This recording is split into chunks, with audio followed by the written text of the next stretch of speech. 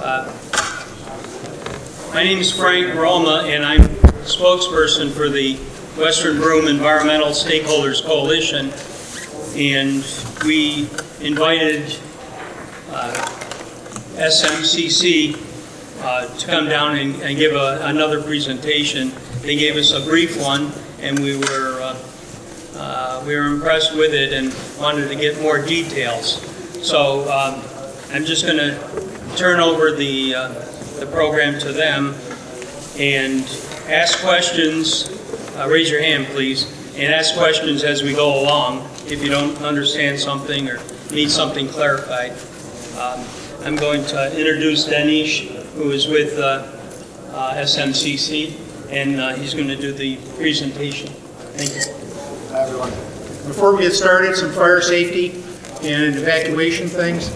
If the fire alarm goes off, you go out the door to your right and then to the left and the way you came in. Restrooms are on that side. There will be somebody there from emergency services to point you in the right direction. Go ahead.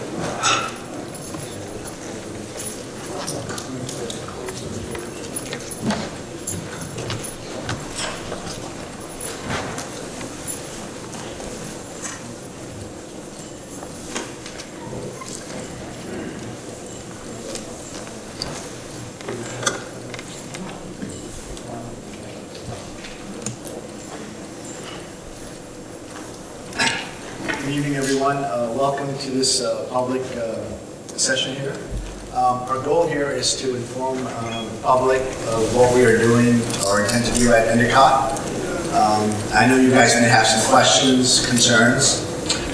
So what I'm going to do with the presentation is kind of go through who we are, what battery recycling is, some of the emission concerns that we may have, and how we mitigate them. And then I'm open up to questions you guys may have, concerns you may have. Talk a little about the industry and just kind of have a dialogue so you guys are comfortable and you understand where we're going. So let me just get into the presentation. The name of the company is SMCC. It's a joint venture between two companies, Sungeel and Metallica Commodity Corp. This is very important because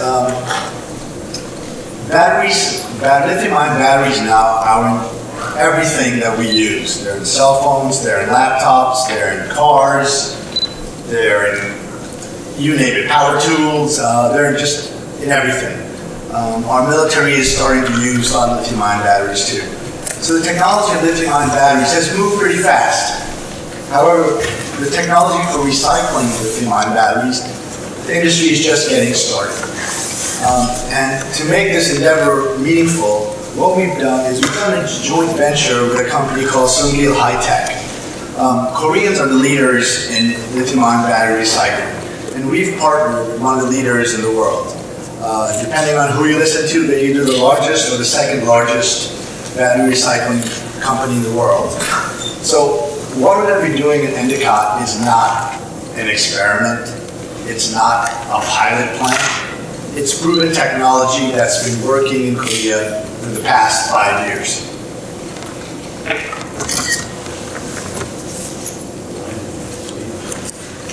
Just a little bit about batteries before we get into the meat of the stuff. There's over 140 million vehicles that are going to be on the road by 2030 that are all going to be lithium-powered batteries. We're expecting over 11 million metric tons of batteries to reach the end of their life by 2030. These just may seem like numbers to you, but if you really sit down and think about it, it is just enormous. The volume of batteries that we're going to be hit with over the next 2-3 decades is just monumental. And we are trying to put the first few steps into dealing with those batteries. Why deal with them? Well, if you don't deal with them, right now they go into landfills, which is a very bad place for them to go, for a multitude of reasons. They can be dangerous in landfills. They contain vital metals that our country needs to grow, cobalt and nickel. Cobalt is a strategic U.S. mineral, meaning that the U.S. government has to stockpile it, and they need it to manufacture batteries. We don't want to be dependent on other countries to import our cobalt. So the most we can recycle, it gives us a sense of security as far as our country's energy needs. A little bit about the battery. The lithium-ion battery is about 30–40% battery material. The rest is all casing, electronics, and so forth, which we'll get into a little bit later. Right now in the United States, less than 5% of the batteries are recycled. A lot of them go into landfills, others go for recycling to other parts of the world. The lead-acid battery, which was the go-to thing before lithium-ion batteries, over the years, we've learned to recycle most of the lead. And that's where we hope we can go with the lithium-ion batteries, where we can recycle most of the valuable metals in there. Other than the fact that we're dependent on other countries to import these, instead of going through acres and acres of land and mining trying to get cobalt and nickel, we're recycling what's already out there. So I don't think anyone would argue about the benefits of recycling lithium-ion batteries. Now let's get to what we're doing here. So this is a map you guys are probably familiar with. As per the DEC regulations, you basically need two facilities to recycle lithium-ion batteries. One is a storage facility and one is a recycling facility. The batteries cannot be in the recycling facility, they cannot be stored in the recycling facility or the processing facility. They have to be stored in the storage facility. And we can go a little bit into both of those as we go along the presentation. The processing center is a building that we have already leased. The storage and collection center is something we're looking at right now.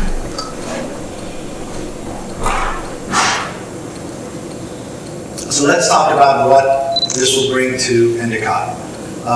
We will be investing over $10 million during the life of the project. An additional $1 million will be invested in the actual site of the building. The project will have about 100 jobs when it's fully operational and at full capacity. From day one, we're going to have 20 jobs.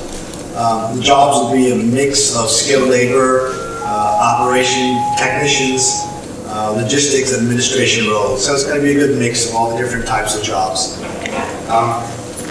We will be working with the New York State Department of Labor and the Boone County agencies, and we're looking to set up a job fair where we can start filling some of these positions. The other thing that's not in this presentation is that what I mentioned is that battery recycling is going to be a huge, huge growth industry. For revival of an area, you can just expand whatever industry is there. You can bring in new industry. But to bring in a new industry that's going to be growing at an exponential rate, I think that's the key to reviving an area. You want to be a home to an industry that is going to be just dominant. And I think this is an industry that will be. Because all those millions and millions and millions of batteries need to be recycled. And our goal is to have the most up-to-date, the most modern, and the safest facility in the United States and in the world. So I think to make you guys understand better what we're going to do, how we're going to do it, we want to run through our process flow.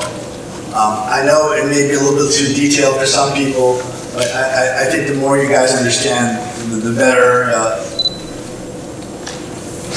understanding you guys will have. I think you'll have more appreciation for what we're doing and how we're mitigating some of the issues. So there's basically 5 steps, and that's split up into 2 different facilities. So the first facility is a storage building where the batteries would come into. We would basically have 3 types of batteries coming in. They're the battery cells, which are the post-consumer batteries. These are from laptops, cell phone, power tools. the fact that these are post-consumer means that most of the charge of these batteries has already been removed. So there's a very limited charge in these batteries. The second type of batteries, EV batteries. These are slightly different because these are not end-of-the-life EV batteries. These are batteries that are not working properly because the chemistry is off or something. So they have some sort of a charge. But to move them safely, whoever ships it to us has to remove the charge to below 30%. And then what we do is also we have a discharging unit where we discharge them even further down to like 12 volts. And what we do is when we discharge them, we store that energy and we actually use that energy in the process. So we're actually recycling the energy that's coming from the batteries. The third type is kind of from the hybrids and stuff, is actually the battery packs. With they're the actual battery cells that come from battery manufacturers. So once the stuff comes into a facility, it goes through a rigorous inspection. Well, actually, we go through the detail of each process. Yes. Is it okay to ask questions during your talk? Sure, go ahead. Okay, thank you. You just said battery packs. What do you mean in detail that are these battery packs? So basically, when you have a battery, when you think of a battery, right, there are these little battery pouches. It's not one big battery. It's a lot of little batteries that make up a big battery. So a battery pack is like a module that holds maybe 10 or 15 batteries. So it's basically like an EV battery, but a lot of the other components have been removed. So later in the presentation, when we go through, you have diagrams where you can actually see what the difference is and what the different types of batteries are. Okay, thank you. Okay. So I'm just going to run through the process real quick because we go into each section in detail. The dismantling, then the batteries move into the processing plant. In the processing plant, the batteries are dismantled, and the great thing about recycling these batteries is we recycle everything, including the energy inside the batteries. So the chips, the electronics, the plastics, they're all dismantled, they get removed, and they go to recyclers that do those things. Are you recovering any lithium? Yes, I'll get into that. All right. So on the heat treatment, that's the next stage of our process. This is where if there's any residual charge, the heat treatment gets rid of that charge, and we because we're taking all different kinds of batteries and they have different battery chemistries, whereas one may have a lot of cobalt, one may have a lot of nickel, this kind of homogenizes them and gives us a homogeneous feed. So once we go through the heat treatment, we go through various physical separations, such as shredding, grinding, milling, where we have vibrating separators, magnetic separators, where we pull out all the different metals. After we do all this, at the end of the line, we have what we call as a battery powder, which contains cobalt, lithium, nickel, and manganese. And all of these are recovered at a different stage or a different plant. Our goal in this plant is to make this battery powder, which can go to a battery guy to make batteries, or to a battery precursor, who can then make battery salts and eventually go into batteries. So basically our job is to take batteries, recycle all the components, concentrate the metals that we need for the batteries to be manufactured back into batteries, and send it on to the battery guy or second stage where they can do these things. The battery industry will be huge. You know, if we get into electric vehicles and the grid opportunities, what's the volume, what can you handle eventually with this facility? What would be the limit, or is there a limit? So right now, we are targeting anywhere from 3,000 to 5,000 tons. That doesn't sound like a lot. Per day, per hour, per week? Per year. So it doesn't sound like a lot, but we can grow modularly to a certain degree. And our plan is to grow, but we want to really understand the market. We've actually entered the market pretty early.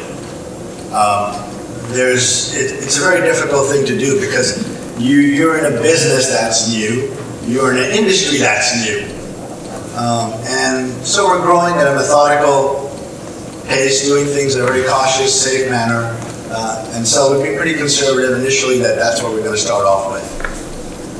And as the business develops, we will figure out what to do in the coming years and see what the volumes translate to. In addition to the plastic and the electronic chips and all, we also recover copper, iron, and nickel. And they go to metal recyclers. Any scrapyard will take those. Those are pretty fine metals. So now we can go into each of the stages and talk a little bit more about each stage in depth. So the first stage is receiving and storage of the batteries at the first facility. So this building it's independent from the recycling plant, and it's dedicated just to receiving the batteries, making sure the batteries are safe, documenting who sent them to you, when they came in, when they left, the weights, keeping them safe. So how do we do all those things? One thing about batteries is that people think that they catch on fire. And sometimes they do. But our goal is to make that a non-event.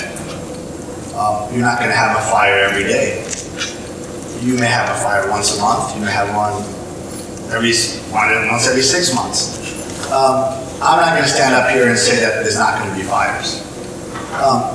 But when people think of fires, they think of these spectacular things they see on TV where a container's on fire and you have these 500-foot flame, right? The fire could be the flame as big as high as this.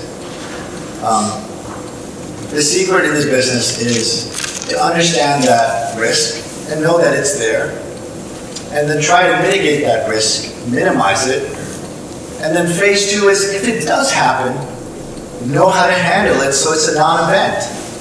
So it's not a big deal, it's not something that is newsworthy, it's just something that happens in your day-to-day operation.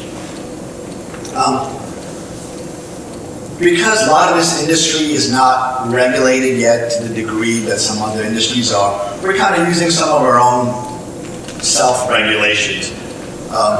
I just spent, 2 weeks ago, I spent a whole week in Alexandria, Virginia, talking about battery safety from 9 in the morning to 6 in the evening for 5 days straight. And when I signed up for it, I'm like, well, how much can you talk about battery safety? But apparently there's a lot of stuff to talk about battery safety.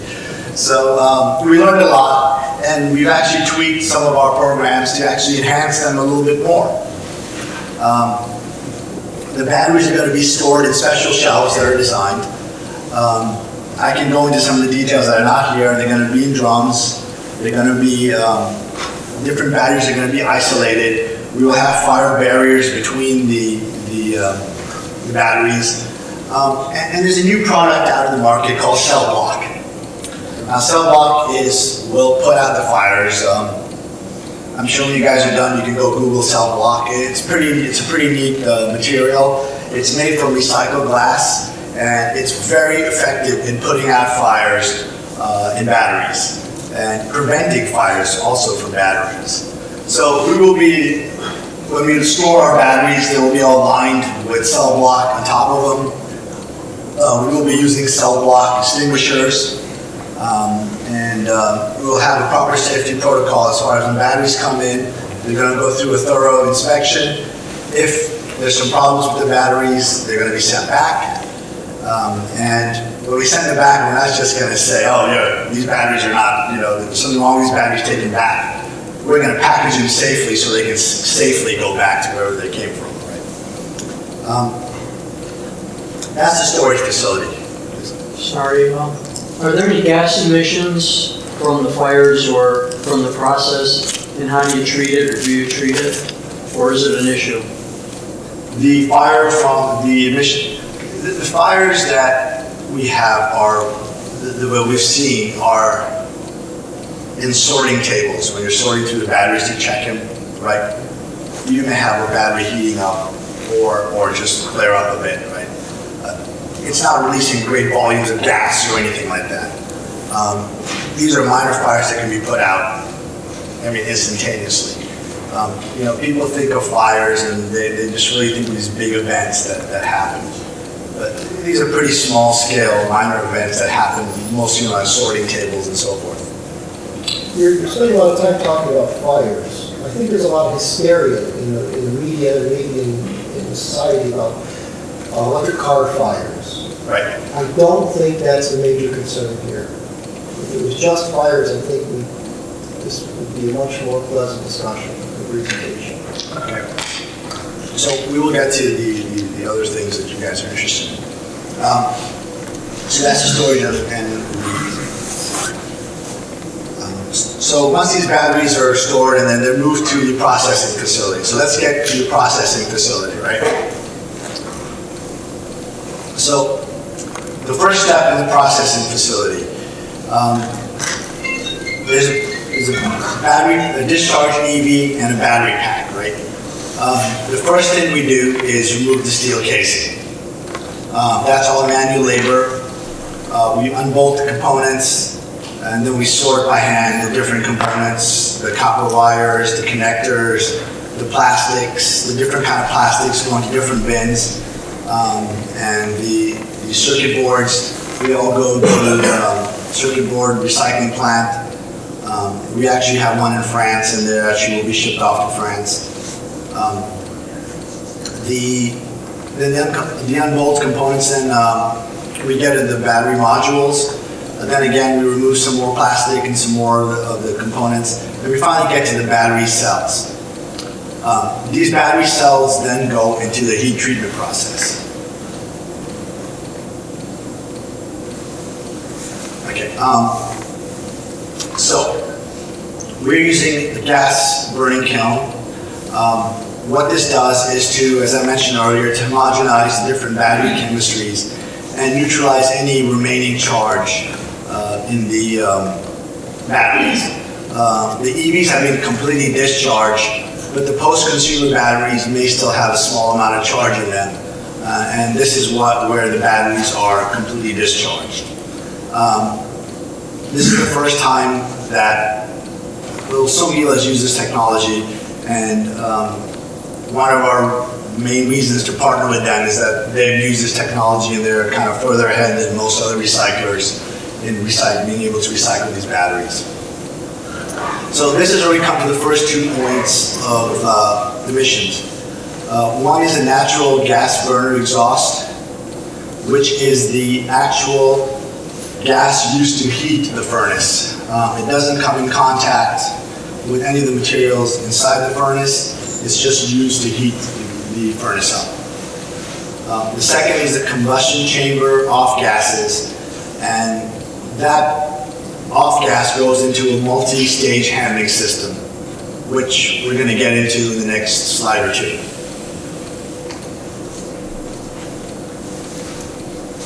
So I think this is the meat of... Is there any intermediate process between the disassembling and putting the batteries in the heat treatment? Do you have to disassemble them any further? No, you just get to the battery cells, basically. Where's the shredder process? Is that the shredder? No, that's going to come after the heat process. You shred them post-incineration? Yes. So you're incinerating the electrolytes with no regard to what the composition of any given electrolyte is? Well, we have an idea of what the electrolytes are. The electrolytes are also a very small component in the battery. So what the heating process does is it neutralizes that, and you have a homogeneous product that can be recycled. What process, the entire process, you're claiming does that? Sorry? But you're incinerating the electrolytes, correct? You burn off some of the electrolytes, yes. So electrolytes like Imperium New York was going to build a battery factory here, and they were going to use NMP. NMP was banned by the EPA under the Obama administration for how toxic it is to human life. It's commonly known as paint stripper. So you still plan on incinerating paint stripper? So we only are taking in cobalt and nickel-based batteries. I don't know what I3 used for their electrolyte. These are things I'm intimately familiar with. I'll give you the other example I'm familiar with. Sodium dioxide. The Labo battery factory in North Carolina that was moved here was using sodium dioxide. One of the problems was that thing is caustic as hell. That particular electrolyte is exceptionally caustic. And when it combines with other things in the environment, it produces other toxic compounds. So, how are you tracking what electrolytes you plan on incinerating? So the one thing I can tell you, right, the reason why we did a JV with Sungeel is that we're not a startup like I3. And I don't want to comment on I3 because I'm not. There's nothing bad about I3. They don't have a history of battery recycling. But they're experts. In fact, right here in Vestal is a Nobel Prize winning chemist who discovered lithium-ion technology.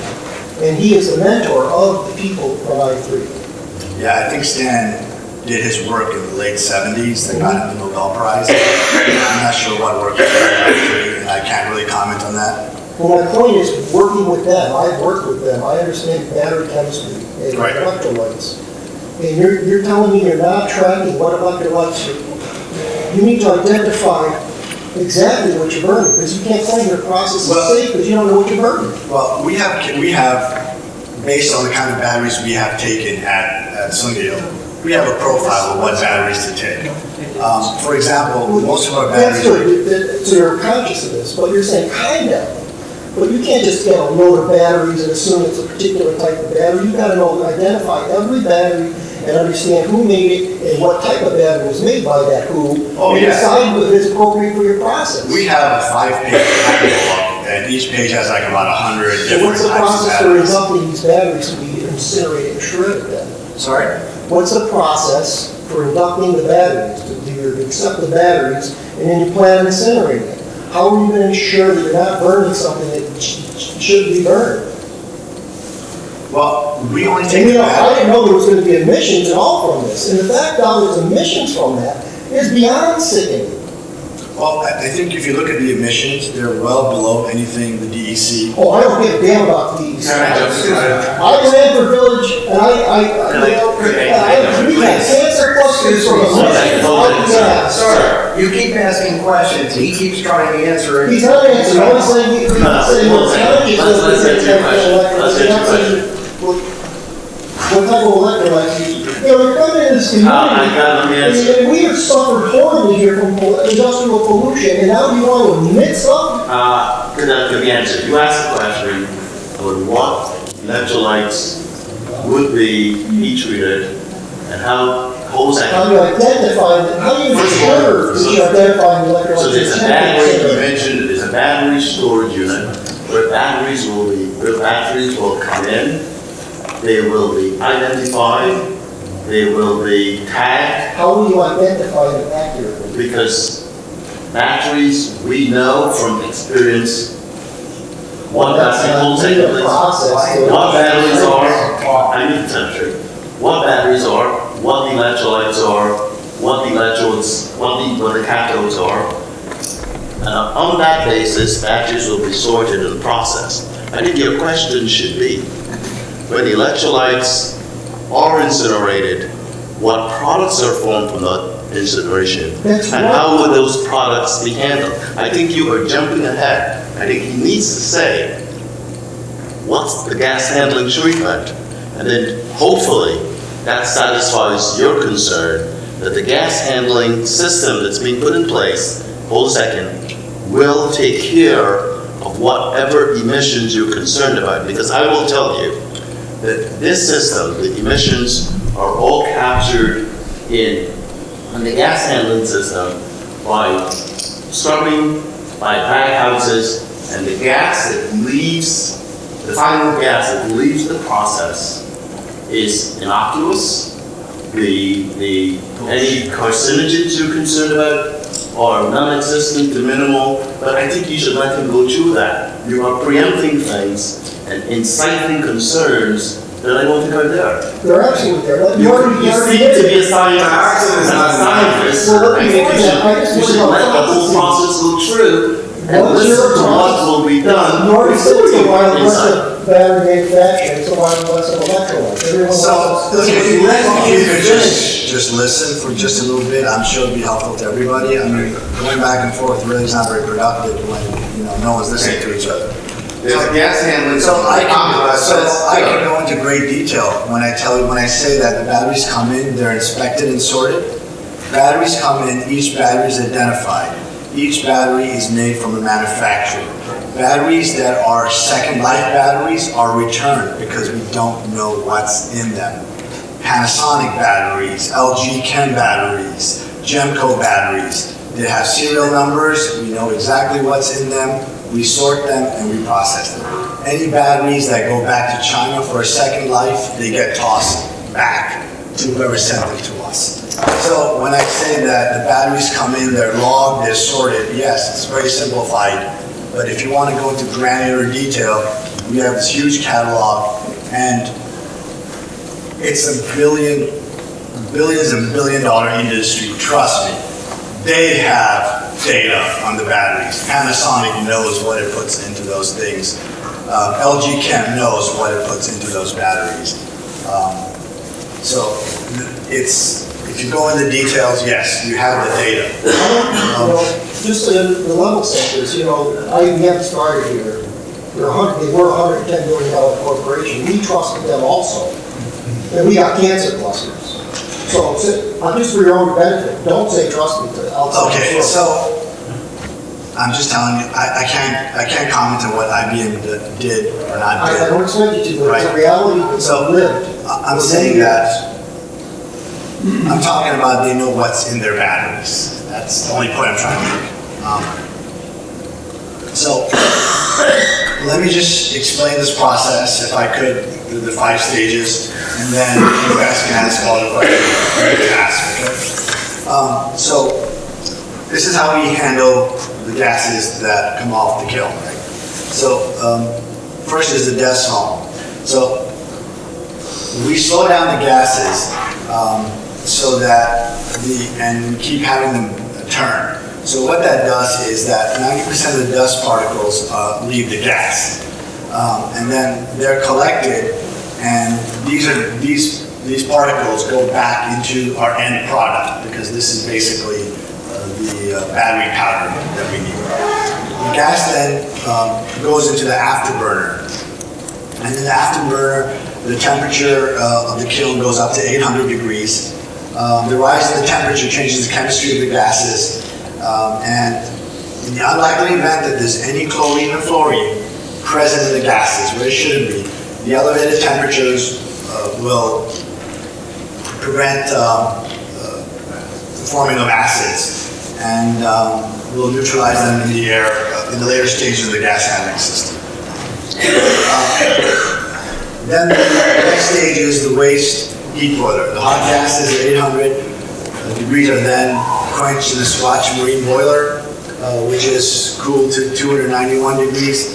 And while heating up the water, we actually recover the energy from this, and that again is used in heating the building. And we're looking at uses for this energy during the summer months, and we're looking at some proposals. The dust collection system, then the gas will pass through a cartridge dust collector, a typical system that's used worldwide in this industry. The filter design allows low air to filter the ratio of 4.5 to 1, which results in the collection of 99.9% of the particles down to 1 microns. And the last stage is the wet scrubber. The particle-free gas is then passed through a scrubber. It's flowing upward through the scrubber, and a basic solution of sodium hydroxide is flowing down. The result is the contact with the gas, with the solution, and any acids such as hydrochloric or hydrofluoric acids will be neutralized through a basic chemical reaction of the base and the acid could form a salt or sodium, either sodium chloride or sodium fluoride. So those are the 5 steps of the gas treatment in the heat treatment phase. Any questions? No. It's all about emissions, Chief. All about emissions. So I think this is where emission questions should be asked. I mean, I Given love 5 process, steps I of love gas process treatment. engineer, I love process, but I don't care. But we did- What are you going to emit into the environment that gets exposed to human body? It's all been listed in their documents. Correct. Heavy metal, all kinds of heavy metals, formaldehyde, dioxin, sulfuric acid, tons of carbon I mean, dioxide. you understand the history of this community and also the county? You know, they were going to put an incinerator down there, down in Binghamton, you know. There's a comment that just been made, that's been made that one of the things that could be emitted is dioxin. That is absolutely I incorrect. got it right from your materials, sir. It's in your materials. What the materials say that in an environment of roasting something that contains carbon and possibly halogens, a dioxin could be formed. And in order to ameliorate such a formation, you put in something called an afterburner. What an afterburner does, it raises the temperature of the gas to about 800 degrees C. So should any dioxin be formed, it gets destroyed into its components. So the process, any burning process, including your incinerator that you send your garbage, could produce dioxin. Such incinerators are then coupled with an afterburner for the purpose that dioxins are destroyed. If your process, Yes. if your process gets rid of dioxins, then why did your materials say that dioxins had a potential for emission? Can you explain that? It has the potential for emission, and that potential is ameliorated by putting an afterburner. If there were no afterburner, then the question should be asked, should your system produce dioxin, what will you do about it? You just said. And the answer is, you put in an afterburner. So you're saying that's, wait, Bill, Good. are you saying though, the intent of the afterburner is to prevent emissions of dioxins? Or are you saying it will, it shall? Is that a shall? Afterburners will and shall. Afterburners have been demonstrated in industry for the last 50 years. It's simple chemistry, it's not hocus pocus. The simple chemistry of halogen-based gases like dioxins, if they're raised to a temperature of X, the molecules that form dioxins get converted to innocuous carbon dioxide, and in some cases hydrogen fluoride, hydrogen chloride if they're there. And you must find ways of then trapping those gases. So after the afterburner, there's a dust collector, and there's a wet scrubber that's scrubbed with a basic sodium hydroxide. If any acids are formed, they get scrubbed, so acids do not go into the atmosphere. Let's let them get to the. He said sulfuric acid. Yes, but because you are scrubbing in the basic atmosphere, So what's the emissions? What are the planned emissions? the emissions will be, I think someone said earlier, about 1.5 grams of dust per X. And the document contains what they are. But what we're showing, the whole template, what we're showing is a system where 99.9% of the dust will be collected. Dioxin emissions will be reduced to 0 because an afterburner is employed. And your materials should say the potential to emit dioxins is 0. Every burner has the potential to emit dioxin. As I said, the incinerator down the street, if you have one, has the potential. The question is, No, we saw that. no, the answer should be, what are you putting in place so that this potential of dioxin release is addressed? And I think what is being admirably demonstrated, that potential is being addressed. You really glossed by over. waste. You're very rude. Will you let him answer your? You're coming into our community and you want to. No. The idea is And to. you think this is going to sit well with us? I'm sorry, this is They're not required to sit to do this meeting. They're doing this meeting voluntarily. They're happy to answer your questions. You've asked a variety of questions. You've not let him answer one. He's cited a good number. You did good for a second. You said there's so many fractions of a gram per X. What is X? You're going to do 5,000 tons a year. How many grams does that equal? Or does it equal a kilogram? 2 kilograms or 100 kilograms? So no, it's per day. The 1.5 grams is per day. Thanks, Tom. And you're talking dioxins when you say that. No, you didn't say it. What is Please this do not. matter if it's one? Dioxin is not a particle. It would be a gas. Dioxins are destroyed in an afterburner.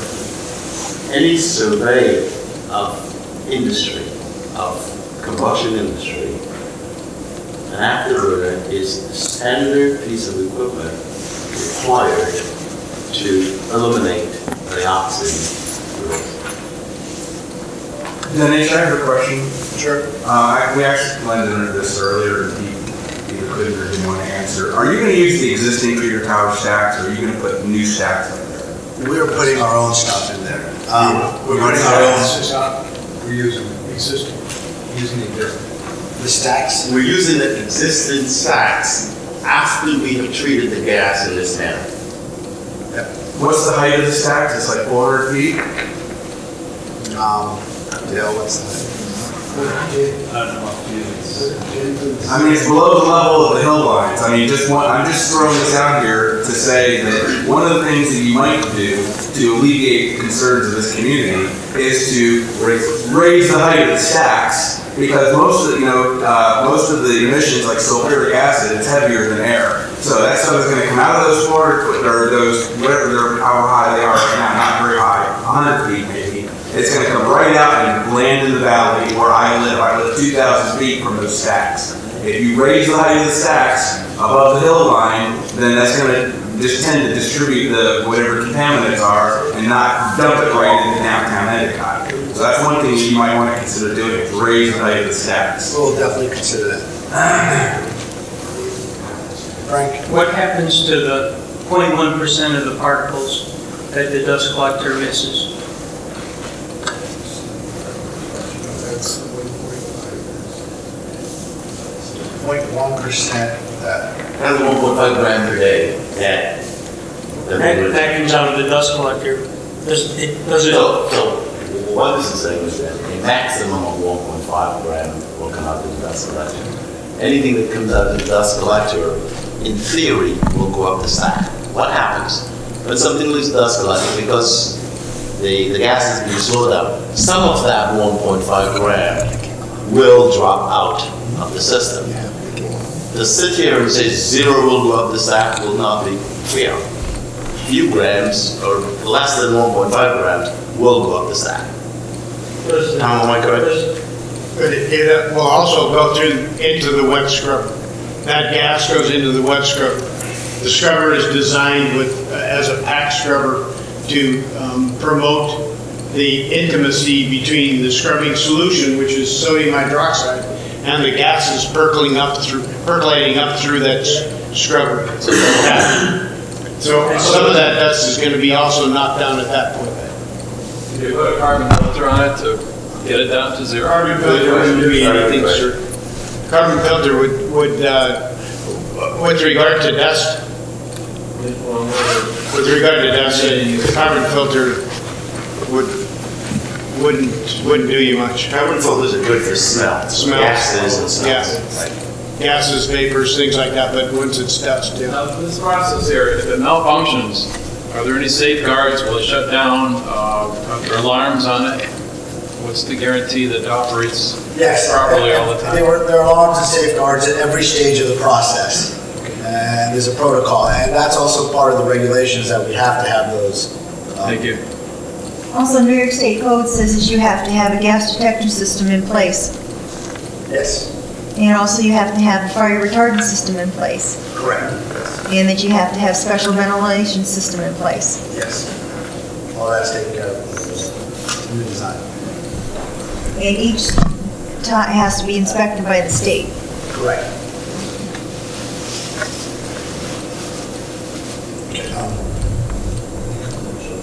after the heat treatment is the milling and physical separation. This process is basically a physical process where it takes the physical properties of the materials and allows for separation of different components. Separation results in concentrate-like portions of battery contents into various product streams. The main output is the battery powder. It's rich in cobalt, nickel, and lithium.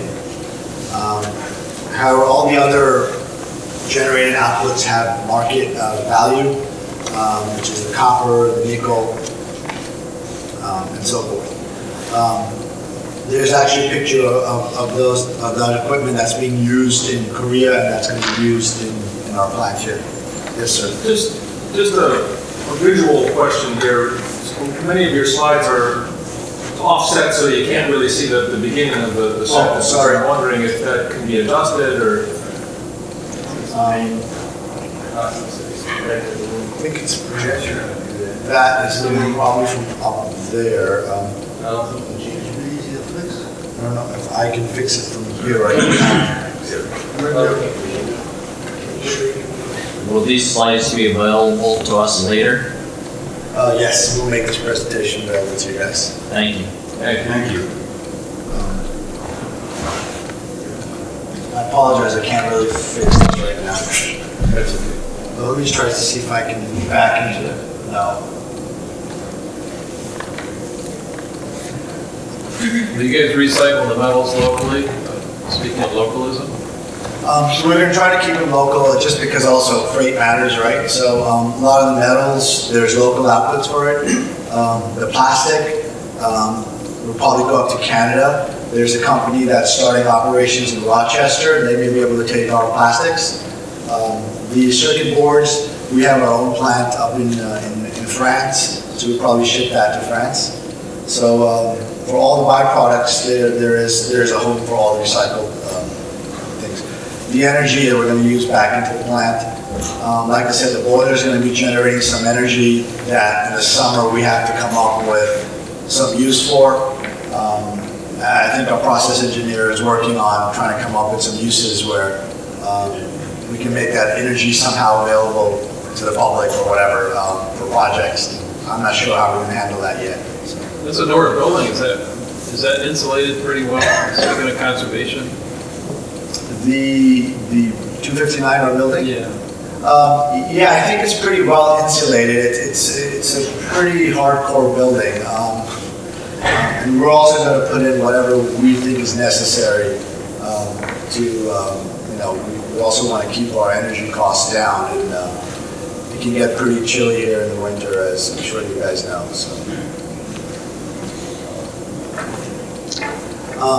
So basically the whole battery that comes in gets recycled. And there's just a chart of where the e-scrap goes, where the plastic goes, where the metal goes. The product that we make is called battery powder. It gets shipped off to Korea, where it goes through further processing to make battery salts that go into battery manufacturing by either Samsung or LG or one of those guys. The product has these two HS codes. That's what the product is called, and they're going to be shipped under these two codes. So that's basically our process, what we do, and recycling the batteries. You said you recover lithium, and I looked at the website that has your application documents, and then there's an engineering summary at the end that didn't actually mention lithium, and now this last slide doesn't talk about lithium anywhere either. Lithium is in the battery powder, right? And so the battery powder actually contains the lithium, cobalt, and the nickel. There we go. The battery powder is rich in cobalt, nickel, and lithium. There's one misconception about lithium-ion batteries. People think that a lithium-ion battery is mostly lithium. It's really not. Lithium is actually the smallest component of the battery. By weight, it's maybe 1 to 3, 4%. And it just enables a reaction to take place. Can I say something that Anish, please, with regards to lithium? So, as Anish said, the lithium is a very small component. The lithium is recovered finally. So that battery powder that he spoke about contains lithium, cobalt, nickel, manganese, and they're all four recovered in the end process, which is not here. That end process today is in Korea. So in Korea, there's a solvent extraction process by which they can extract each metal either into metallic form or into their respective salts. So lithium gets recovered as lithium phosphate. But as lithium phosphate, it has no real use in batteries. So they try to convert that to lithium carbonate, then it gets recycled into batteries. In Europe, they do the same thing, but instead of trying to recover the lithium by solvent extraction, they use a high temperature process where the lithium gets lost in the slag. So we see an advantage here that this process, lithium will be recovered and be reused. Initially, we will not be doing that. We'll go to our sister company. When you say we will not be doing it, you're saying we here. Here at Endicott, there will be no solvent extraction to recover the metals. Okay. That powder, the intermediate product that we will produce that contains the elements, that goes to Korea where they get recovered. Okay, thank you. Right. You identified the powder as an HS. What does HS mean? And is the powder a fire hazard? No, it's not. And that's, well, at the bottom of every slide, we kind of started having when the material stops becoming a fire hazard. Basically, after it goes through the thermal process, it stops becoming a fire hazard. The HS is the harmonized code, so it's a worldwide code agreeing on what the material is and how to handle it, and it's treated like a product, and it's not a fire hazard. It seems that you've been very interested in talking about fire hazard through much of this presentation. What is your plans for helping our community to be prepared should the worst case scenario happen with a fire? First of all, the protocols that we have in place, right? The fire will be contained where it occurs, right? We have all sorts of protocols, like some of them mandated by New York State, and we've actually gone beyond that, and we've put in our own cell block technology, which is way far ahead of the required technology. It's a lot more expensive, but it works, so like within the building? Yes. So we're going to have that within the building. We're going to have a system that can dispense it. And obviously the personnel will be trained to detect any issues that come up. And how about the village fire department? Well, are you intending to beat them up to come in? Well, they will be secure things more? Once we have our training, we would like to have them come in to understand what a fire would be like and how they would respond to it. And are you anticipating providing the village with extra equipment to come and help you should your procedures not be sufficient? We are, but we think our procedures will be sufficient, and I think I'll get to you as soon as I finish. Well, I can answer his question because I took the course. Okay. And according to New York State law, code, you are to provide training to the local municipalities, first responders, and any equipment they may need to fight that fire. Okay. That's under New York State law. We just came from that class. That is the other reason why every single step that they put in has to be inspected by New York State. And New York State will have to be coming to do random inspections throughout the year, for every year that they're in operation. And any new changes that come about into the new code, because they're constantly updating this code, which they just got done updating it this past August, and took effect in September. And the company is required to pay for the training and equipment of the first responders. And that's the other reason why they have to have all of these fire retardant systems put in place, the gas monitoring system puts in place, and the specific air filtration system also has to be in place. And each of those are inspected by New York State. So my question to you is, when all of this comes about, when are you going to notify the village regarding special training and equipment required? So right now, we are focusing on actually getting our permit. Once we have that, we will have a meeting with the town, village, and give them what all will be required as the next steps as far as handling any situation that may occur. Yep. Oh, were you done answering her? No, I wasn't, but. Oh, no, I finished. Yeah, so that's the next step actually, is to engage the town, fire department, more so than a lot of other departments on how to handle situations.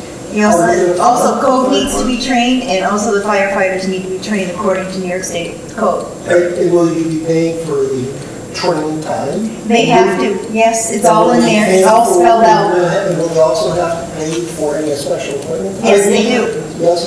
Yes, they do. And you do realize that the village fire department is understaffed. Like, we're supposed to have 40 people, and they're down to 36, and it's constant threats of lawsuits. We are out of money. We will not be able to. The reality is, we'll be very well prepared to help you put out a fire. That's where this is the community you're coming into. We will work with you to make sure that the fire department is prepared for anything. How much money are you willing to spend to make that true? We're out of money. Literally. We'll sit down with the fire department and discuss what is needed. Well, they have to follow New York State code and law, and New York State code and law says that they have to provide. So there was potential. Excuse me, Jim, I had my hand up. Oh, go ahead, sorry. So my question is, this is relating to fire. Have you consulted with NYSEG? Have you gotten a sign off from NYSEG because of the proximity of your storage facility? To the electrical transforming unit? That's something we're going to be discussing with the fire department and them, yes. That's what I said in the beginning of the presentation. We have not selected that site yet until we have those discussions. And we haven't selected it based on some of the comments you guys gave us on our first meeting also. So. Are there any potential hazards for the workers, and how do you intend to address or protect the workers from any toxic exposure? If there are any? The workers are going to go through the regular, thank you. The workers will have intensive training programs on how to handle the processes. They will go through all the required training and then some, just because we want to be sure that everyone is prepared to handle any situations. Safety, we're building something new in the United States. This is a new industry. We want to do it the right way. So we will bend over backwards to make sure that there can be no criticism of anything that we are doing. Because we want this to be the model of future plants across the United States. So I'm assuming all the processes will be sealed? Yes, so they're all different compartments. Yeah, I can go a little detail into that. The different processes are in different rooms and different compartments. The movement of the material between one room and the other rooms are all controlled. It's a very controlled environment where you have complete control of the process, what material is at what stage at what point. Is it all manual labor, or is there some automated part of it? Yeah, some of it is automated. A lot of it is still manual, just because a lot of the battery design is very variable. So the dismantling has to be manual labor, because a Nissan Leaf battery is very different from a Tesla battery, and you can't get a robot to know the difference between the two. So until there's some sort of homogeneous battery design, it's going to be a labor-intensive job. Yes, in the back. I've worked in a lot of modified and the employees exposure to that and monitored. Is there any kind of monitoring plan for your employees with what they're being exposed to? I don't think we have any specific monitoring programs for that, just because their exposure to some of these things that, like you mentioned, is not going to be there. That's what we, yes. Well, to go along with her question, you're going to be doing some grinding operations, shredding operations, and then you've got a bag house with filters that periodically need to be changed. Right. All of these processes can generate dust, which can be hazardous to the employees and also possibly to the community. So I've got a two-step question here. Number one, these areas, will they be negative pressure rooms? And the collection from the air from those rooms, if it is negative pressure, will that be filtered as well? And the second question is, are these people that are going to be involved in these rooms, are they going to be wearing masks of some sort? Yes. Okay. So they will be wearing respirators where the process is necessary. We do have some areas that are negative pressure. All the equipment has its own ventilation and hooded system. So every piece of equipment, it's not like there's one big thing in a room. Every piece of equipment has its own ventilation system so that you don't have dust everywhere, and its own filtration system. It's a big safety aspect to have dust everywhere, like you pointed out, right? And we've done that. That's true for the bag house changing and the packaging of the end powders and all that as well? Yes, so all the equipment has its own, correct me if I'm wrong, there'll be 4 dust collectors. Okay. One on the main process that we discussed before, after the afterburn. 2 on the battery powder. 1 on each train. There are going to be 2, as you mentioned, what was called the physical separation and milling department. We'll have two vacuum systems, bag houses, dust collectors. And then on the incoming feed material and the discharge off of the product cooler after the kiln, there'll be another dust collector. When each of those are in the process, they will all be under negative pressure. So and changing of the filters, is that done in a negative pressure area as well, so that any dust that comes from the changing of the filters, is that going to be contained as well? No, the procedures will be to shut the dust collector off at that time, and then physically remove the cartridges and replace the cartridges. Those things have changed tremendously over the years, and believe me, I've seen them from 40 years ago till now. We're going from a typical bag type situation to a cartridge situation. The cartridges are much more hygienic. You remove the cartridge, there's way less of them. They're a pleated filter, provides a tremendous amount of air to cloth, or cloth to air ratio, not like an old bag would. When you clean them, before we shut the system down and clean it, you pulse those bags and remove as much dust as you can from the system. But as you remove the cartridges from the system, they're very simple anymore. It's like a cam release material. The cartridge is slid out, put into a plastic bag immediately and closed up. Individuals that are doing that will have respiratory protection on, and the amount of dust that's evolves into the atmosphere is minimal.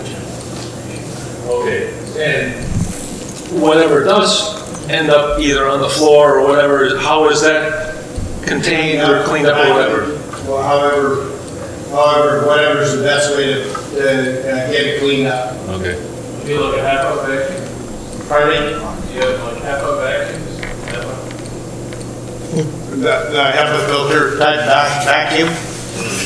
I'm not, I don't believe that we have plans for that, but, you know, if it turns out to be the best way to do it, then yes. So, should there be a, just the worst, I'm sorry, going back to the worst case scenario. Okay. Something terrible happens in the plant, and there's a catastrophic failure.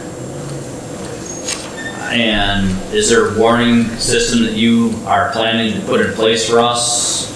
Like a 2-mile whiffer, a 5-mile whiffer, 20-mile, 50-mile whiffer to warn all of us that there's a problem, that all this dust I don't think is being put up into the I don't think air? any such problem could occur that would merit that kind of warning system.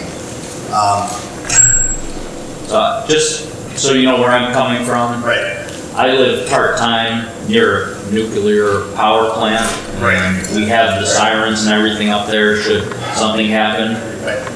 You know, I don't know.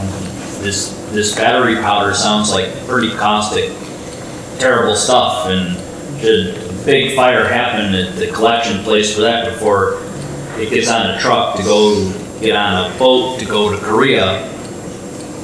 So That's basically, my concern. like I mentioned, after it goes through the heat thermal process, the fire risk is removed, and that's part of why it goes through this process, is to remove that fire risk. So we can't envision any catastrophic event like that. We're not a nuclear plant by any stretch of anyone's imagination. The building itself is pretty robust. Anything that will happen will be contained inside that building. At the end of the day, it's a pretty small process. You know, we're treating 3,000 tons a year. So you can just do the math to see how much quantities are passing through that plant on a daily basis. It's very minimal.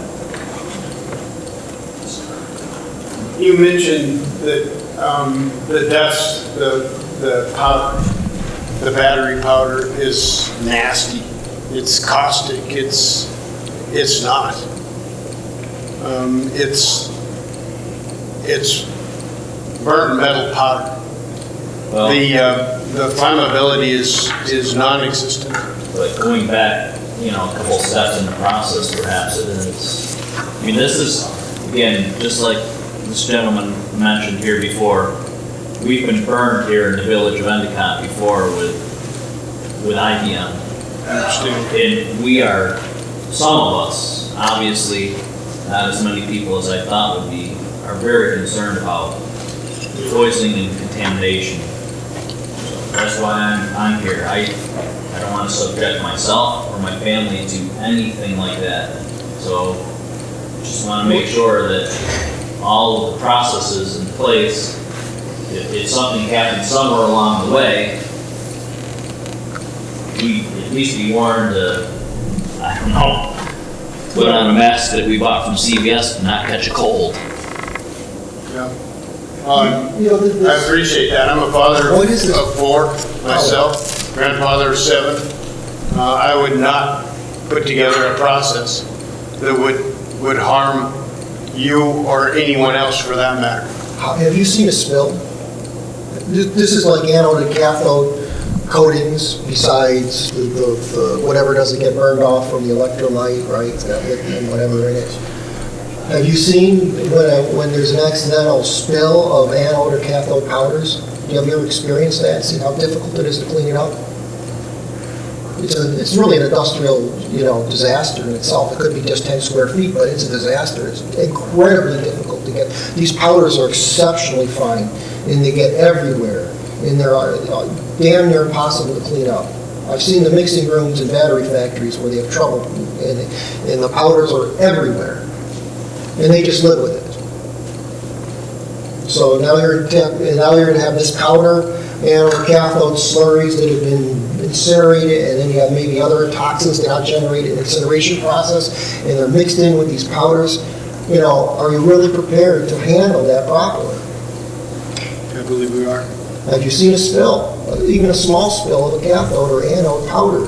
I'm not sure that we Have you ever would compare to a. Well, they're magnets. It's relatively safe. Like, there's carbon and there's manganese. Why don't you get some and spill it on the ground somewhere as a test? We've seen the spills. Have you seen how difficult it I've is seen to spill powders. Have you seen it cleaned up I've seen properly? it clean up. The fact that Mr. McIntyre represented that most of the processes will be under negative pressure. They will be fed to 4 different bag houses.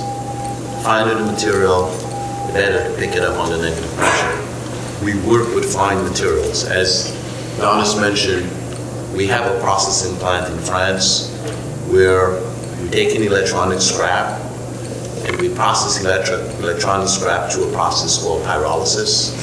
We produce a very, very fine material. The potential toxins that are released from the pyrolysis of electronic scrap. Electronic scrap. Circuit boards, for example. I know what pyrolysis is. So they are 10 times, they're worse, but the point I'm trying to make is that the processes that have been put in place to treat the off-gas, to treat the possible spills and fines, those processes in the entire circuit went under French regulations and were permitted in France 7 years ago and continue to be permitted. We do have experience in dealing with off-gases, dealing with fines, and what we do here is using some of our experiences as well as the experiences of our partner in Korea, who are experts in batteries, and we think cleaning up fines is one of the smaller parts of the concerns that we should be dealing with. I'm just touching on it because you brought it up. The off-gases like you raised earlier, that is the biggest concern that should be in any burning operation. And as we said earlier, we put the systems in place, both here and in other facilities that we operate, to take care of those off-gases.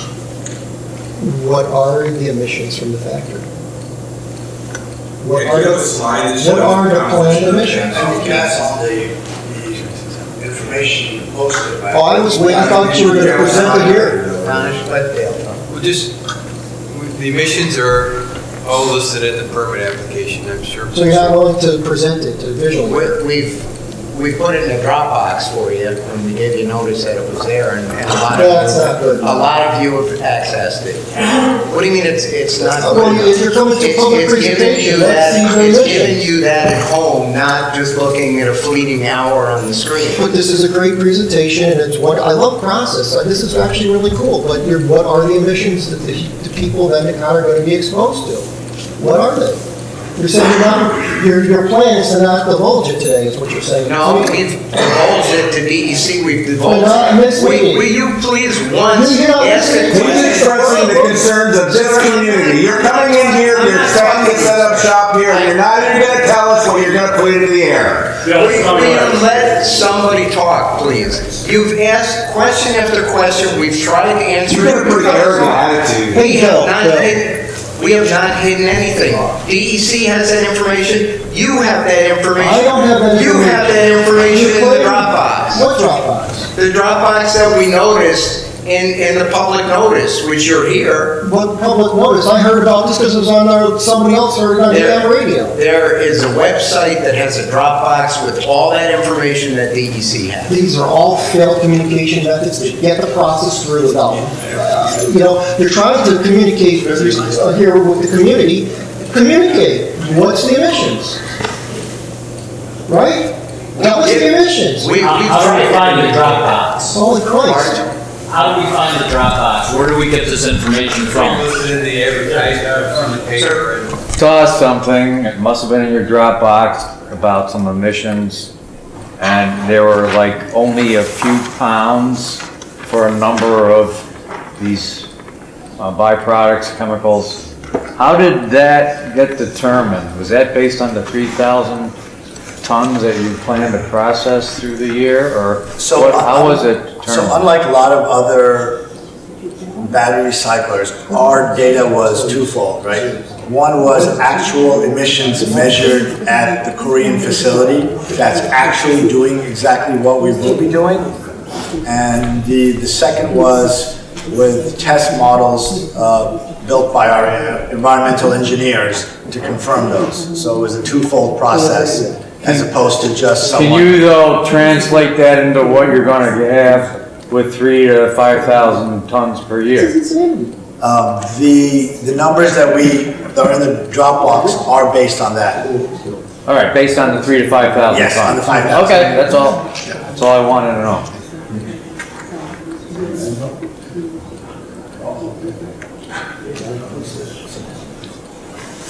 You guys ever faced with the EPA? Yes, we did. You're gonna send it to me?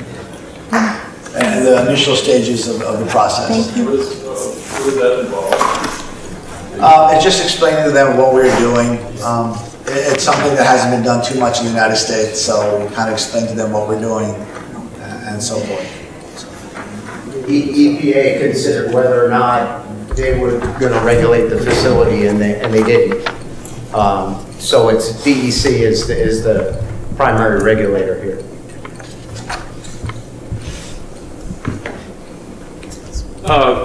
I've got a few. How long are you planning on staying here to answer questions? As long as you need me to. Okay.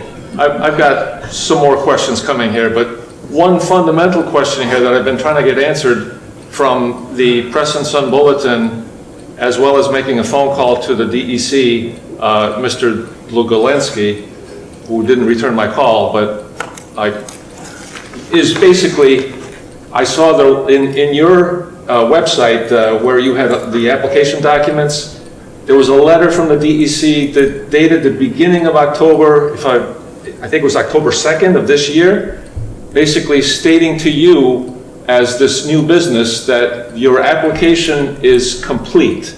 And in that letter, they asked you to publish a public notice of that application being complete, and they gave you basically horizontal lines and said between those horizontal lines is what they wanted you to publish in the Press and Sun Bulletin. I asked a person at the Press and Sun Bulletin who was an investigative reporter, I'm not going to reveal his name right now because he was nice to talk to me, he could not find it either in his internal database. And We have an affidavit from the Press and Sun Bulletin that it was published exactly as that notice was required on, what was the date?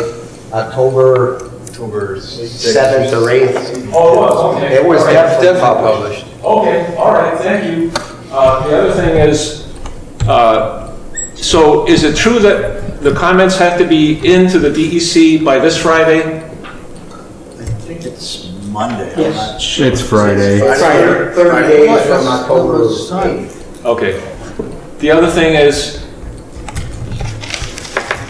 people can say that this, in the big scheme of things, is a good thing to do for various reasons, to recycle and recover these metals that are used in batteries, lithium-ion batteries, because it helps with transitioning to renewable energy, and I agree with that. But here's something that is kind of sticking out like a sore thumb here. You're going to be emitting huge amounts of carbon dioxide because you elected to use a natural gas-fired kiln. We have cheap electricity here in the village of Endicott. Did you consider using electricity to heat this kiln? We are They're not allowed actually- to. Oh. They're not allowed to near the municipal electric. They're not allowed to be using that because it takes away from the regular homeowners and users. So they have laws in place that you, like, if you want to go put electric heat in your house, you're not allowed to in municipal electric because it's in their bylaws. Okay. But we are trying to engage somebody to find out if that's feasible. Even switching to electric heated rotary kiln, and if you source the energy for that from solar and wind, which is growing in New York State, that would help your case as well in this. Well, we're actually, one of the companies we're dealing with is a big auto manufacturer. I don't want to name names, but they also make energy and solar panels. So one of the things we're talking to them about is installing solar panels so we can use renewable energy to recycle their batteries. Okay, well, it's gonna take a lot to produce the amount of heat that you're talking about here. Yeah. But, And, we're also talking to the Department of Energy to see if we can build a recycling center, kind of like a show and tell, near our facility to educate the public and have the Department of Energy participate in it and basically demonstrate the benefits of renewable energy and the benefits of recycling. Here in the United States, most recycling is not legislated as is in Europe. Hence, we have much lower recycling rates. Landfills, unfortunately, are very cheap in the United States. And a lot of people make the decision to put stuff in the ground when it really should be recycled. And I think that's a big part to do with us as consumers. You know, like you said about your kids, I have kids too, right? I want them to grow up in a place where it's fairly pleasant and they can breathe the air and swim in the water. So I think there's a lot to be said for some of the points you mentioned about recycling. Well, and I heard this man says he's a family man. Sorry? This man expressed some similar sentiment.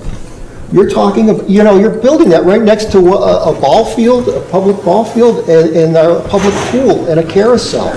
You're building this right in the middle of the heart of Endicott, a community that's suffered horribly from industrial emissions. And you want to come in here and introduce new emissions day after day, continuously. You keep talking about, oh, it's just so much a day, and people say, oh, that's not much. But they don't do the math. They don't say it's every day. You, for money, for profit, you want to inject pollution into the atmosphere. But this is a facility that's already there, so there's a benefit to reusing existing industrial facilities. You know, I wish it was by the airport. I'd be putting my resume in to help you, but it doesn't belong in Endicott. And I am so blown away you thought, or had any thought that this was going to be okay.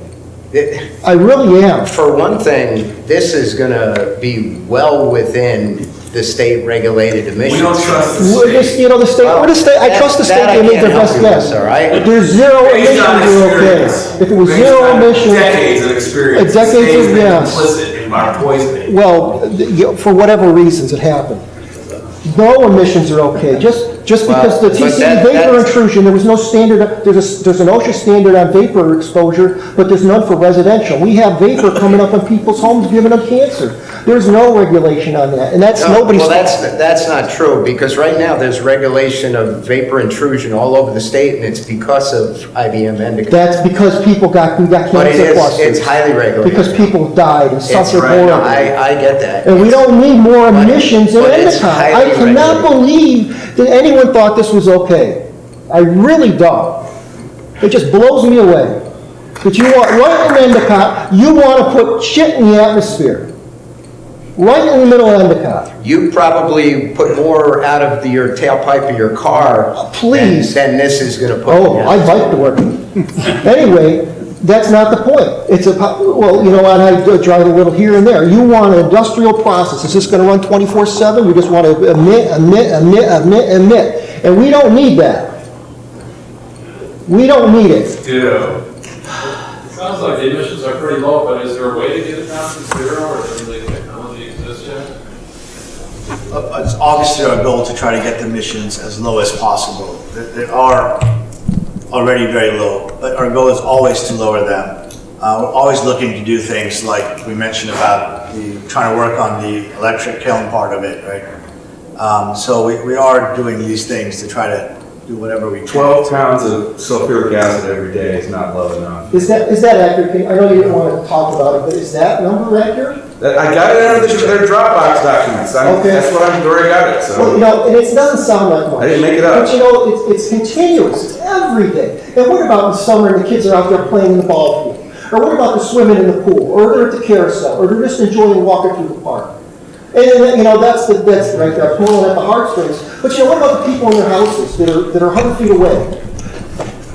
You know, Endicott is stigmatized so badly because of the pollution plume. All my friends are gone.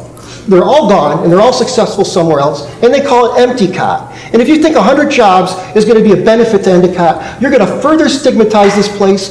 People like Bruce don't even want to live here. He lives in Vestal. I got friends commuting from, from Sydney and from Cortland, and they just vilify Endicott because of the pollution. And now you want to come in here and put this shit in the atmosphere every day, day after day. It's going to destroy Endicott. It's going to further stigmatize it.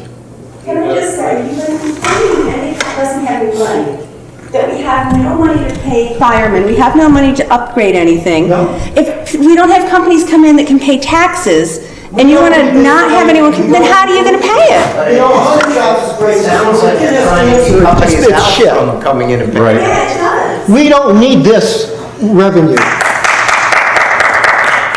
Send them back to Korea. They're manufacturing and we buy their crap and then we create an industrial process that pollutes it from the stuff we bought from Korea. Send it back. Can I just tell you that most people in Endicott are very polite and they do listen.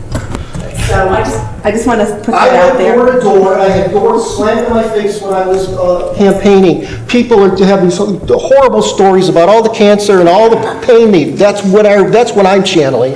And I'm also channeling people vilifying the place I lived for 52 years. And now you want to expose me to breathing this stuff. It's not okay. Doesn't a catalytic converter remove sulfuric acid? That's not. Catalytic converter, would that remove the sulfuric acid? No, the catalytic converters take any CO you have and convert it to CO2. Would that work? No, there's no issue with CO emissions from this plant. Other than it's a greenhouse gas. No, it's converted to CO2 by a catalytic converter. That's what they do. No ventilation system that would remove the sulfuric acid? Sulfuric acid is scrubbed. Any sulfuric acid, if formed, will be scrubbed in the sodium hydroxide scrubber because it's a basic environmental. It's not 12 pounds a day. It's not true, right? The emissions were based on tests that were done in Korea.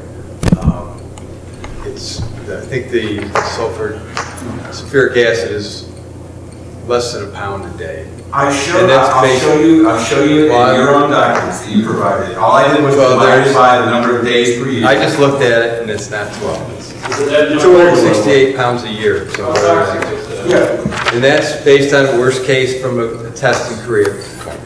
All the emissions are below DEC standards. There was air dispersion modeling showing no unacceptable impacts from any of the emissions.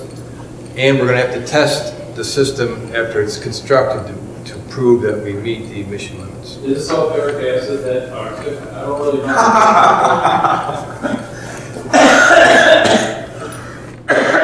So, are one of you guys gonna wanna move just downwind a half a mile from this plant? I want Glenn to put your family there and just have that sulfuric acid and whatever else we're talking about blowing on your house every day. We actually focus on sulfuric acid. What are the What's other that? ones? We actually have an apartment in Endicott where we spend time. Well, I own a home in Endicott and looking at buying another one right now. So fortunately, I'm upwind, not downwind. They use a lot of it in that I3 manufacturing plant too, right? That's shut down. We are bringing a very high growth industry. The emissions we've explained to you guys. The process we've explained to you guys. Some of you already have opinions where no matter what we can say or do or show, we'll change those just because of what's happened in the past. And I understand that. But Endicott is a village of 4 square miles, about 10,000 people. 13,000. And 3.1 square miles. What was and you asked why we chose Endicott. There were a couple of reasons. One is we toured the country and looked at a lot of places. We're all originally from New York State, so we wanted to kind of have it in New York State. you know, when you want to build a facility, people are like, why do you want to build it in New York or California? Are you crazy? We're from New York. And we were actually looking at building this in Pennsylvania. But we came here and we looked at these buildings that were these big industrial things that were just sitting there and being wasted. And one of the things was to let's take this waste and let's make something out of it. Let's give it some growth. Let's try to change what's happened here. Did the $2 million of taxpayer money, did that help influence your decision? We're not going to see that money for a very long time. New York State incentives, the way they structure them, you're lucky if you get 10% of them. You know, first of all, we won't get any until we hit full employment or something, which is a year or two or three down the line. If you really break down the incentives, and those are public domain, you can see what they are. A lot of it is training and stuff. The real hard incentive is $750,000 cash for the equipment. Out of an $11 million budget, $750,000 is not going to change, make or break a place, right? So, someone had a hand up? Yeah. One thing in particular, and maybe I'm a way off base on this, but sometimes regulatory toxic emission limits are changed with time as experience is gained, and in many cases in my research here, one thing that stuck out like a sore thumb to me was hexavalent chromium. And the reason for that is because Aaron Brockovich made history in a case related to hexavalent chromium, which was poisoning water in California, and a movie was made of it. Julia Roberts starred in it. And in my research on hexavalent chromium, because I saw this in your emissions list, yes, it's low, but it is a carcinogen, and I have no idea what the effect might be in terms of air emissions from this. And the other thing I saw, which was curious, is that there's EPA has made some recent changes in that, and some of their regulations are tailored to specific industries, and they use what's called something like best available control technology, and they tailor the regulatory limit based on that. And one area they talked about was for plating companies. Now, what I don't know is what section of EPA's regulations your emissions of hexavalent chromium come under. You stated in this application that everything is under, less than the allowable limits, but what is that allowable limit for hexavalent chromium in particular based on? I'm just curious. Well, I will have our environmental engineer probably answer that better than I can. Okay, fine. Not regulated by the feds, it's regulated by the state, DEC. And they have emission limits for a wide variety of they call toxic air contaminants. Not only that, we have to provide control under the state regulations, emission control. So we far exceeded the emission control requirements, and for all this. And I would say that this system here, even though it's not under the EPA regulation for best available control technology, it certainly is in this case. It has everything. It has the afterburner, bag house, the acid gas control with the scrubber. It's really the best you can do. So, and overall, this type of recovery recycling process for lithium-ion batteries, is that the best available technology that's currently in use that has been proven? Is that true? You think so? Okay. All right, thank you for that. I appreciate that. And I do want to thank you for doing this presentation because I know you weren't required to. So thank you for that as well. And what I still would like to see, though, I want an answer from DEC, and I know you don't have this answer, but the comment period to me is too short for the public actually being aware of what's happening here. This is a major change in the industrial activity proposed for Endicott. And as one of the people here said, Yes, this is in the heart of a village of 13,000 people, and the stack height is relatively low in these existing buildings that you're proposing to use. So, and the hills that where many of these people live that are downwind are much higher than the stack height. So I don't know how your modeling was done either in terms of dispersion, but elevated receptors, so it included that aspect that was required by DEC to look at elevated receptors. Are you with Quality? Yes. Okay, all right, thank you. You know, everything you're doing sounds, to a certain degree, wonderful. And I'm an industrial engineer and process engineer, and I was the lead automation engineer at I3 for a brief time.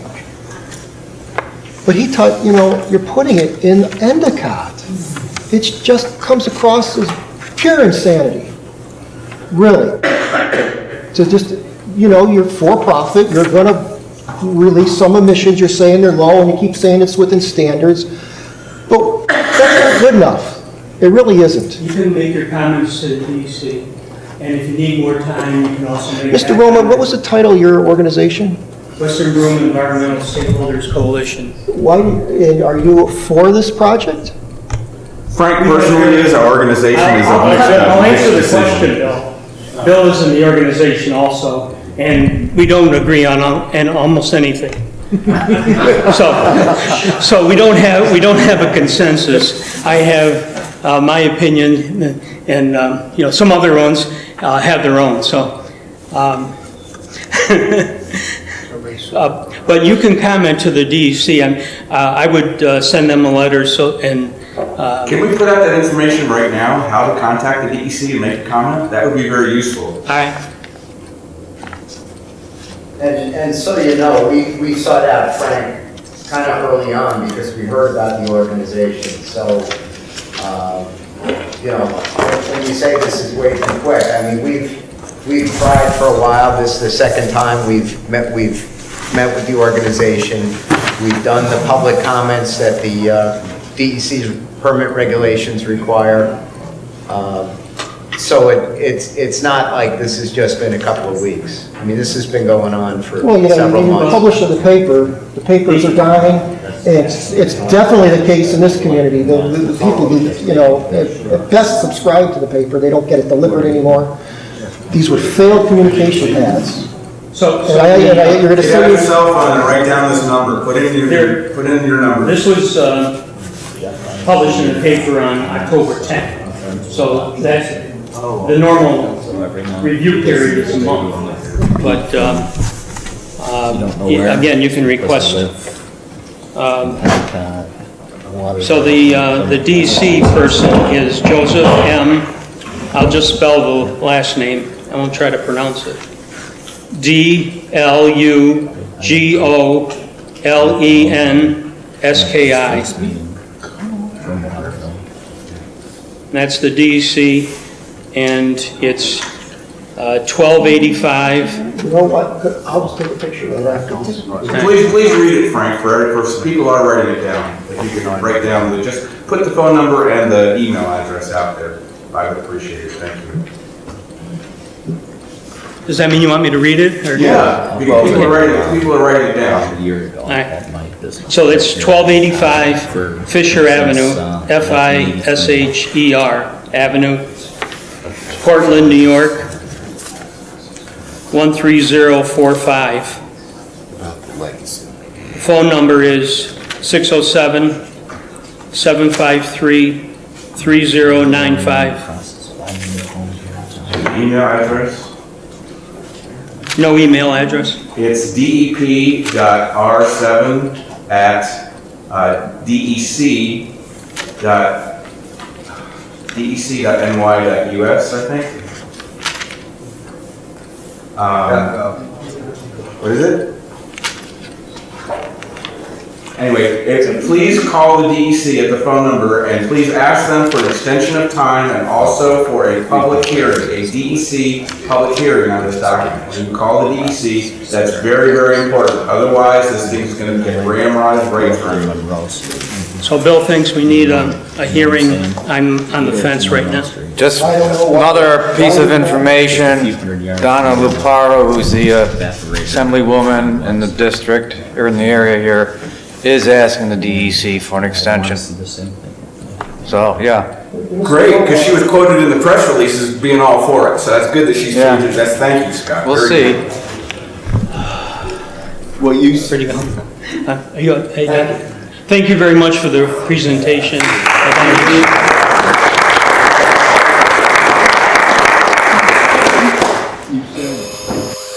Be sure to hit the like button, friends. Thumbs up this video and share it out, please. And don't forget to subscribe to the Bill Huston podcast on YouTube. Click on the bell and select all notifications. And please donate if you can to support my work. Donations in any amount are greatly appreciated.